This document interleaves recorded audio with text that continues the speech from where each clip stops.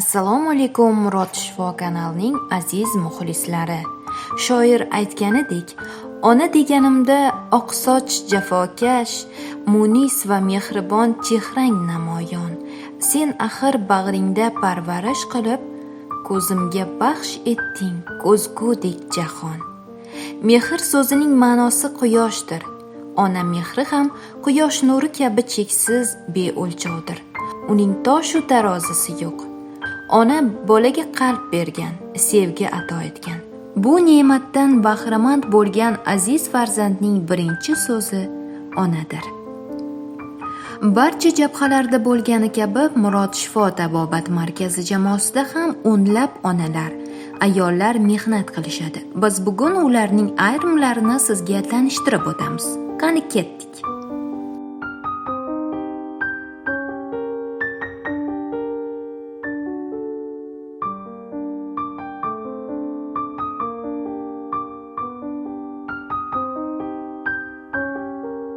Mana bu Nozigul Ne'matjonova, marhum Murodjon Abdullayevning ikkinchi qizlari, 3 ta o'g'ilning onasi.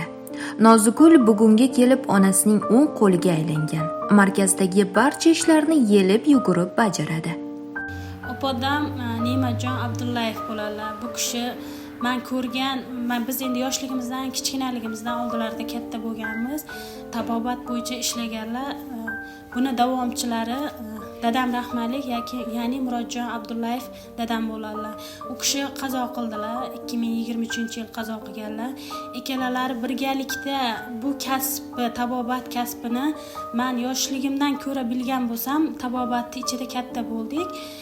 Barcha sir-sinoatlarini o'rgatdilar, bildilar. Ikkalalari o'zlarining ustlarida ishlab, bu kasbni davom ettirib, elimizga, xalqimizga, yurtimizga xizmat qilishlarini o'zim yoshligimdan, jarayonimdan bu holatni ko'rib katta bo'ldik. Masalan, biz dadam bu kasbni davom ettirdilar, opodam o'tib ketdilar. Undan keyin umrlari qisqa ekan, dadam juda yosh ketdilar.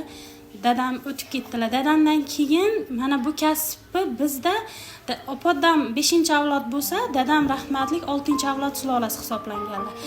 Endi biz bu sulolani Xudo xolasa kenja ukamizga yetkazish niyatidamiz. Mana bu hozirgi jarayonni, bu kasbni davomiychiligini onam, ya'ni Yulduzxonim G'aybullayeva davom ettiryaptilar. Chunki barcha sir-sinoatlarini o'zlari tushunadilar, o'zlari biladilar, to'liq mukammal holatida biladilar.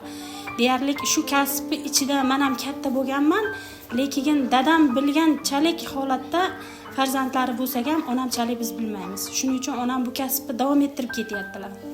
Xudo xolasa bu kasalliklar bilan bizda endi juda ham ko'p onkologik kasalliklar, ayollardagi jenskiy sut bezi kasalliklari, bo'g'im kasalliklar, ichki kasalliklar, insult kasalliklari sanab o'tsak, endi kasallik organizmda juda ham ko'p.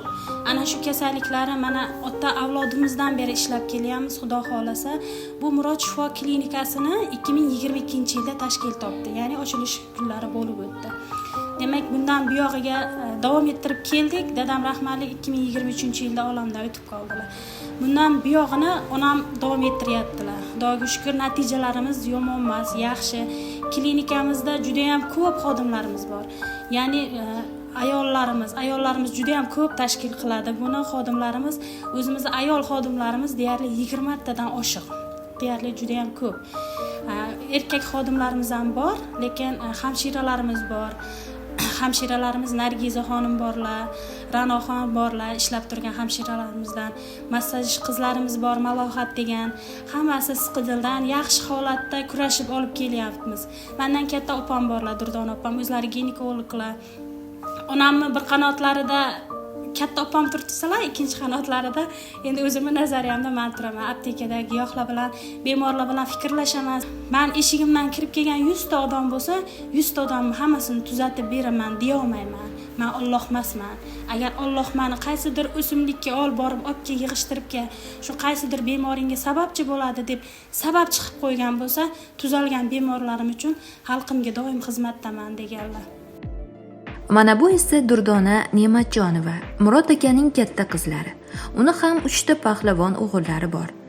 Durdona ayollar kasalliklari bo'yicha mutaxassis. uni hamma bemorlar muomalasi, mehribonligi uchun yaxshi ko'rishadi. Davolanish holati o'sha 10 yil avval 4 ta giyohga organizmni javob reaksiyasi zo'r bo'lgan. Hozir bermayapti. U izlanib, qidirib, topib, qo'shimcha yana giyohlar bilan yondashmasangiz kasallikni yengib chiqish qiyin bo'lib boryapti borgan sari. Endi atrof muhitimizda bu har bitta yemak mahsulotlarimiz ham mana dorivorlarga yetishtirilyapti-da. Kartoshkamizdan tortib hamma yeydigan mahsulotlarimiz hammasi ximikatga yetiltiryapti. Shuning uchun organizmga javob berish reaksiyasi ham pasayib boryapti. Avvalgidan ancha pastlab ketgan hozir. Xo'jayinimni o'g'limga zerikdim shu dorilardan. Shu tabiiy nima etsam choyga o'xshagan bo'laychi olaveraman deb shuni dedim. Mayli deb qidirib topib keldik bu yerga. Kelganda juda nima edim men. Bu qizimga nisa yig'laganman. Shunaqa men deb. Keyin yo'q, yaxshi bo'lib ketasiz, yaxshi qilamiz, xudo xolasa. Hammasi yaxshi bo'ladi dedi. Aytgandek mana 15 kun bo'ldi. Bugun o'ziga tushasiz dedi. O'ziga tushib chiqdim. Natijalar juda yaxshi chiqdi. Keyin bu yerga kelgandan keyin tekshir qilib, bunaqa kasallar chiqib qoldi. Oldin olib kelibsiz dedi. Yaxshi bo'lib ketasiz hali dedi. Mana 15 kunda bugun tashxislar juda yaxshi deb meni xursand qildi. Endi yotibmiz, rahmat shularga. Xursandmanki, kelib shayda davolanganimdan. Ancha kayfiyatlar ko'tarildi bugun. Nimalar anazlar yaxshi chiqqandan. Rahmat hammasiga. Shular bilan birgalikda lecheniya qilib, ginekologiskiy lecheniya qilib davoladik. Giyohlarini berdik, yaxshi qabul qildilar. Endi giyohlar ham hammaga har xil ta'sir qiladi. U nazoratda ichish kerak bemorlar. Kimdir davleniyasi ko'tariladi, kimdadir tushadi bu holat. Shuning uchun kelayotgan har bitta bemorni birinchi 10 kun, 15 kunlikda nazoratda lecheniya qilamiz. Organizmga javob berish reaksiyasini kuzatib borish kerak. Organizmga tushish holatini ko'rib borish kerak. Tushib yaxshi natija bersa, o'sha giyohlarda plus o'zgarish bo'lsa, keyin uyda davom ettirish uchun ruxsat bersak bo'ladi bemorga. Shuning uchun u bitta ikkita giyoh bilan hozirgi kasalliklari yengib bo'lmaydi. Hozirgi kunga kelib bizda 700 xildan oshiq bo'ldi giyohlarimizni turi. Nazoratga olishimizdan sababan har 3 kunda yo 10 kunda yo 15 kunda bemor holatidan kelib chiqib tekshiruvga soltiramiz. O'sha natija beryaptimi, o'zgarish qilib beryaptimi bizga? Agar o'zgarish bermayotgan bo'lsa, yana giyoh qo'shamiz. Agar yaxshi ketayotgan bo'lsa, o'sha tartibda uyda ham davom ettirishlarini, uyda ham qo'llashlarini tushuntirib o'tyapman. Xullas, jamoada ishlaydigan 20 ga yaqin ayollarning har biri o'z kasbining ustasi. Bemorlarga malhamdek zarur bo'lgan shirin so'z, go'zal muomalani joyiga qo'yishadi.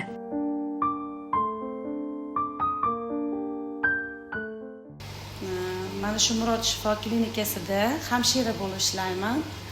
Mana shu joyga kelganimga 1 yildan oshdi. Mana shu 1 yil ichida biz juda ko'p bemorlar bilan ishladik.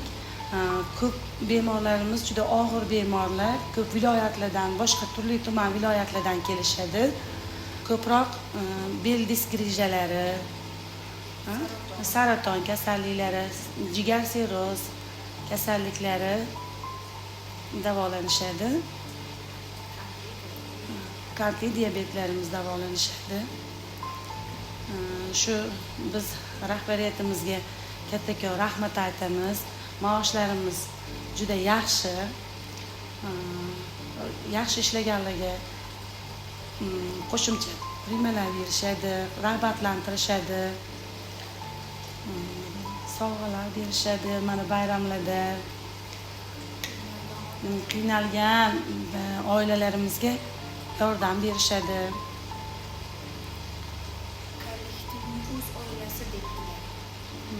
Mana shu yerda ishlagan hamma kollektivlarimiz bilan xuddi o'z oilalaridek muomala qilishadi. Ishlaganimdan men bag'oyat xursandman. Kollektivimizdan biror kimni tobi qochsa, Yulduz opa o'zlarini hisoblaridan homiylik qilib, davolatib, lecheniya qilib beradilar. Doim moddiy yordam berishga harakat qiladilar, bayramlarda yordam qiladilar. Men Namangan viloyat 3 tumandan keldim, birlashgan qishlog'idan. Ismim Karimjon Vohiy deb 58 ga kirdim. Shu joyga bir nima deydi, shifo nimasida ilinjida keldim. Allohga shukr, yaxshi kutib olishdi. Har kuni mana shu damlamalarni ichyapmiz, bo'sha qilyapmiz. Xodimlari, ayollar, mana misol Durdonaxon, Yulduzxon, ko'pchiligini endi yangi kelganimiz uchun ismlarini bilmaymiz.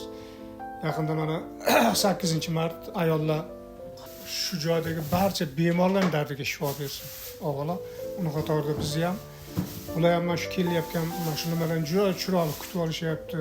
Yaxshi qabul qilib, mana shu damlamalarni o'zlari damlab berib, fizioterapiya hammasini o'tkazishyapti. Hammalariga tan jonlari sog' bo'lib, oilalarida tinchlik bo'lsin, salomatlik bo'lsin. O'zlarining ishlariga rivoj, oila a'zolari hammalari tinch bo'lsin. 8-mart bilan chiroyli hayotlarida xursandchilik kunlar bo'lsin. Farg'ona oblast Oltiar rayoni Zilqa qishlog'idan kelganman. Mana kelganimizga 5-6 kun qoldi. Juda o'zgarishlar yaxshi bo'lyapti sog'lig'imda. Mana shu yerda qulashishi bilan kelganman. Kelganga nisbatan bilinyapti. Ajolmas endi 10-kuni ana nima o'ziga tushsak, natijasi shu. Endi hammamiz sog' bo'laylik, salomat bo'laylik. Shu kelganimda, shu qabulga kirganimda ismini so'raganimda aytganman. Mana shu qizni boshchiligida mana shu barcha xotin-qizlarga, mana shu ishlayotgan butun xodimlariga, oilaviy tinchlik tilakdoshimiz. Doimo sog' salomat yursin. Shu bizning tilagimiz shu. Bayram bilan tabriklayman hammalarini. Tan-jonlari sog' bo'lsin. Yulduz opani mana shu kirib kelayotgan 8-mart xalqaro xotin-qizlar bayrami bilan chin yurakdan o'zim nomimdan, kollektivimiz nomidan tabriklayman. Uzoq umr ko'rsinlar. Martabalar bundan-da ulug' bo'lsin. Bizga shunchalik ish o'rni yaratib beribdilar, biz bu kishidan juda ham minnatdormiz. Rahmat. 8 va 9 mart kunlari Yulduz xonim G'aybullayeva rahbarimiz, ya'ni onam ayollarimizga 50% chegirma berdilar. Bu chegirmalarni Xudo xolasa chiroylilab qo'yib beramiz. Kelib chegirmalardan foydalanib qolishlari ham mumkin. Yotoqlarimizda ham, giyohlarimiz uchun ham 50% chegirma qilib beramiz Xudo xolasa. Bizning har bir ishimizda onalarimizning olamni olgudek oftob kabi ziyosi bor. Qalb bergan, sevgi ato etgan onajonlar. Umrimiz boricha bizning quyoshimiz bo'lib yurasiz.